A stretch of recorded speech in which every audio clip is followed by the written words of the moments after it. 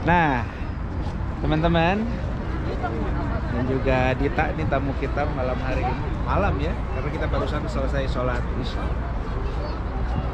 Secara eksklusif dan spesial ngantar tamu kita yang cuma satu-satunya nih.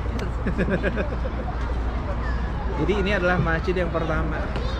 Jadi jangan salah memahami, dipikirnya mungkin adalah Masjid Nabawi. Orang awam akan berpikir masjid di Madinah yang pertama adalah Nabawi, padahal Masjid Quba walaupun di kemudian hari secara bentuk ia lebih kecil daripada Masjid Nabawi, tapi secara sejarah tidak dipungkiri ini adalah masjid yang pertama. Di dahulu Rasulullah Shallallahu Alaihi Wasallam ketika tiba di tempat ini berdua dengan Abu Bakar, karena para sahabat yang lain sudah tiba lebih awal, mereka nunggu. Dan ada sebuah syair yang sangat populer dalam menyambut Rasulullah. Tala'al badru alaina min thaniyatil wada'. Jadi disambut dengan itu karena sudah dinantikan. Lalu Rasulullah sampai ke tempat ini, lalu banyak yang menawarkan, pastinya para saudagar, para orang-orang berpengaruh, orang-orang kaya Madinah. Betapa senangnya apabila Rasulullah tentunya singgah di rumahnya. Artinya wah, akan kebagian mulia dong. Kita juga kan senang kalau disinggahi oleh para pesohor, oleh ustadz, oleh artis. Wah, rumah gua kemarin Ustadz Abdul Somad nginep di rumah gua tuh. Kan begitu ya. Apalagi kalau Nabi, jadi semua berlomba-lomba, ya Rasulullah tinggallah di rumah kami, ya Rasulullah tinggallah bersama kami. Tapi Rasulullah berpikir, wah, kalau aku memilih salah satu dari mereka, pasti akan menyenangkan satu tapi mengecewakan yang lain. Akhirnya kata Nabi, saya tidak akan memilih dari salah satu dari kalian. Terima kasih tentu saja aku ucapkan, tapi itu tadi alasannya. Kalau aku memilih satu di antara kalian, pasti akan ada banyak yang kecewa.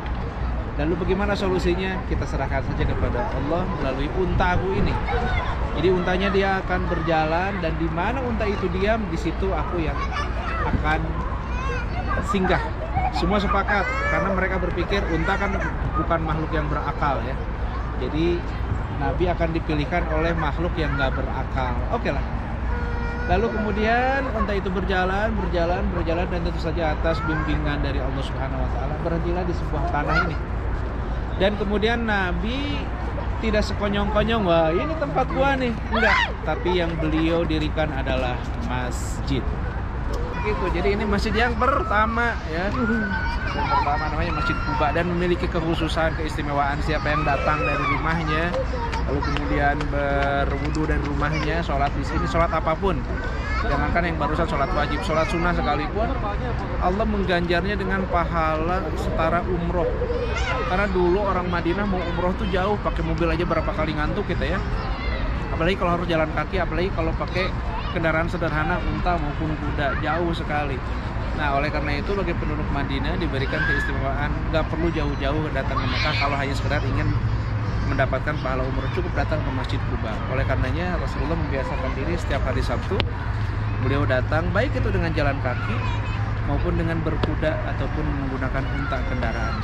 Maka dibuatlah jalur pedestrian juga itu untuk sunnah bagi para peziarah yang mau mengunjunginya dengan jalan kaki ataupun juga dengan berkendara. Nah, mudah-mudahan kita yang sholat di sini barusan mendapatkan pahala setara umroh. Jadi kita kemarin sudah 2 kali umroh, sekarang dapat lagi 1 kali pahala dari berziarah ke Masjid Quba. Besok kesini lagi. Sekarang saya akan tunjukkan di sini ada situs-situs lagi yang bersejarah. Kemana?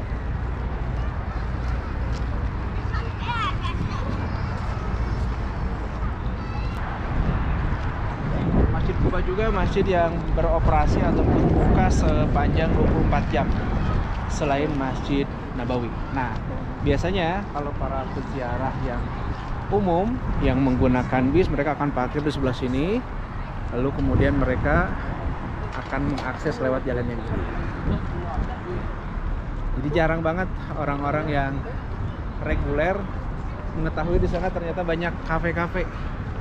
Jadi hanya yang berjalan pakai buggy car atau jalan kaki.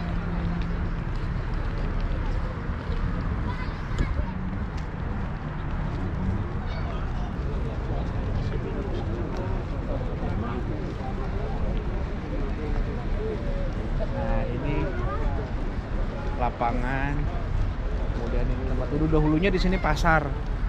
Dulu di sini ada pasar, tapi sekarang hanya dibuat taman. Kalau dulu di sini juga banyak para pedagang asongan.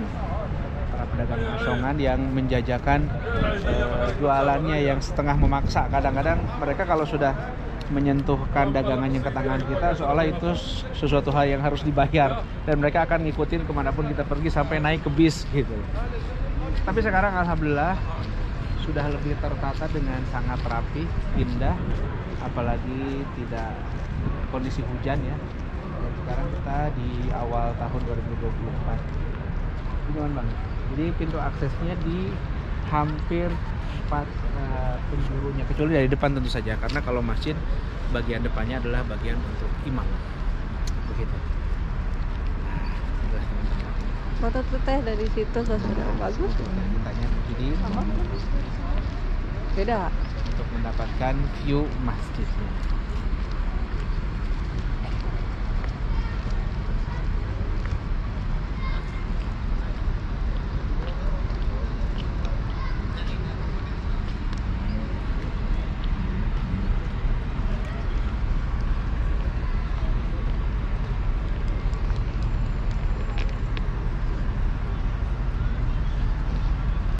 Bi'rul Aris. Dahulu Rasulullah SAW ketika tentunya ini menjadi sumur, tapi nggak tahu kedalamannya berapa gitu ya. Yang pasti sekarang hanya diberikan penanda saja sebagai bukti dulunya ini pernah ada sumur. Jadi dulu Rasulullah duduk lalu menjuntaikan kakinya ke bawah, ya. Lalu kemudian disusul kemudian oleh Abu Bakar dan Umar, lalu kemudian mereka dijanjikan surga ya, ini adalah para penduduk surga begitu kan. Lalu kemudian sepeninggal Rasulullah punya cincin, punya khatam, punya cincin stempel, dimana stempel ini adalah memang stempel fungsinya seperti yang sekarang banyak replikanya, dimana ketika beliau berkirim surat stempel ini, dan itu yang punya hanya Rasulullah, tulisannya Muhammad Rasulullah. Lalu setelah sepeninggal Nabi, maka berturun-temurun kepada khalifah selanjutnya, kepada Abu Bakar. Abu Bakar kepemimpinannya tidak begitu lama ya. Lalu bergeser kepada Umar, beralih lagi stempelnya. Lalu ke khalifah yang ketiga bergeser lagi stempelnya, begitu. Nah, di masa kekhalifahan Sayyidina Utsman, entah bagaimana cincin itu jatuh ke sini. Jatuh ketika wudhu, entah bagaimana lah. Yang pasti jatuh, lalu kemudian beliau juga panik dong, karena ini adalah cincin warisan dari pernah digunakan di jari Rasulullah, pernah digunakan di jari Abu Bakar, pernah dipakai di jari Umar.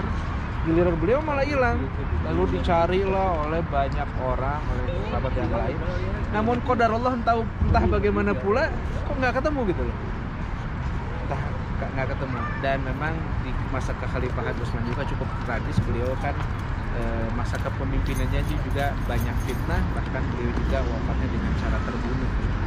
Itulah bagian dari fitnah-fitnah di masa kekhilafahan.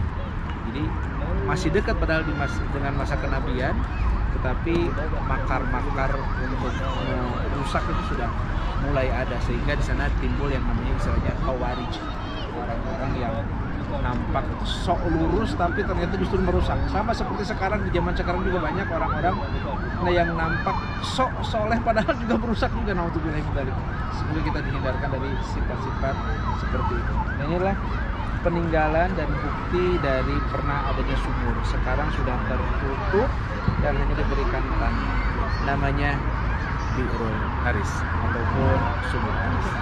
Posisinya di sebelah mana nih kalau kita lihat? Kita nggak tahu ya arah mata angin. Yang pasti sebelah sana adalah ke arah kiblat, yang tentunya kiblatnya tidak berarti barat ya. Karena kalau di tanah air yang namanya kiblat adalah ke arah barat. Kalau di sini entah kemana nih posisinya. Yang pasti di sana berarti adalah arah Mekahnya. Dan inilah Bi'rul Arisnya, ada di kawasan Masjid Kuba.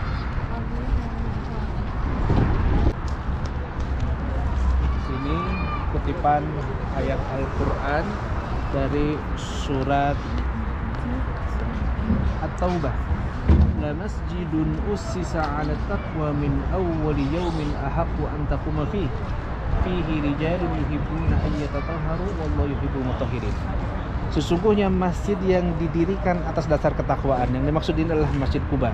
Karena di masjid tersebut kaum musyrikin sudah ada yang membuat masjid-masjid tandingan. Kaum munafikin lebih tepatnya. Ya, kaum munafikin bikin masjid sebetulnya lebih mewah, lebih bagus, tapi itulah masjid yang didirikan atas kecemburuan sehingga disebutnya masjid diror. Kalau ini masjid yang didirikan dengan takwa, boleh jadi didirikan dengan sederhana tapi yang melandasinya ketakwaan. Apa kata Allah?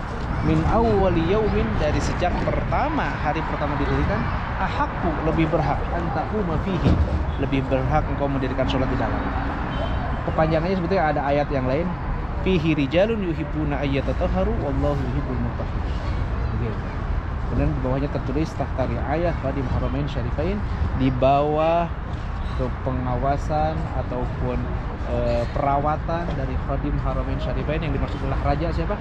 Al-Malik Fahad Ibn Aziz Al Saud. Jadi lagi-lagi ini adalah berkat dari upaya perluasan pelestarian di zaman Raja Fahad. Jadi Raja Fahad ini banyak sekali peninggalannya.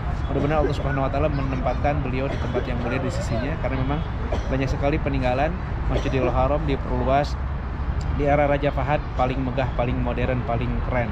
Masjid Nabawi, demikian pula Masjid di ahdi, ya. Ini di sini terus tulis ada tahunnya 1986. Jadi prasasti ini menunjukkan perluasan masjid ini yang untuk yang terakhir kalinya, ya. Dalam arti bangunan utamanya. Kalau yang lain-lainnya sekarang juga masih terus berkembang. Begitu, guys.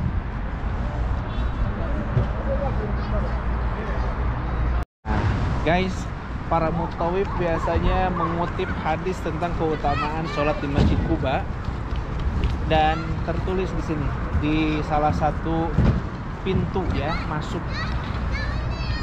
bahwa keutamanya seperti ini. Kita bisa melihatnya secara lebih dekat untuk lebih yakin betapa sholat di sini memiliki keutamaan. Fadlus sholati bi Masjid Quba, keutamaan sholat di Masjid Quba. Qala Rasulullah sallallahu alaihi wasallam, bersabda Nabi Muhammad sallallahu alaihi wasallam, man tatahhara, barang siapa bersuci, fi baitihi, di rumahnya. Jadi itu semacam suatu syarat dan ketentuan, ya. Bersucinya dari rumahnya. Kalau bagi jamaah umroh dari hotelnya. Tsumma ata, kemudian datang Masjid Quba, mendatangi Masjid Quba ini. Fa shalla fihi sholatan, lalu di dalamnya sholat. Sholat apa saja tidak disebutkan di sini. Entah apakah sholat sunnah, apakah sholat fardu sebagaimana kita lakukan barusan. Maka apa yang dijanjikan oleh Rasulullah? Kana lahu ka ajri umratin, maka baginya setara dengan fadilah atau pahala umrah. Hadis ini diriwayatkan Ibnu Majah bisanadin sahih, dengan sanad yang sahih. Maka ini merupakan masjid yang wajib dikunjungi ketika kita berkunjung ke Madinah. Jadi umrohnya belum, tapi pahala umrohnya sudah didapatkan dengan cara sholat di dalam masjid ini. Semoga teman-teman diberikan kesempatan untuk bisa berziarah di masjid ini, sholat di dalam. Sholat apapun, ya, Masya Allah mendapatkan pahala umroh tanpa tawaf, tanpa sa'i. Masya Allah, tabarakallah.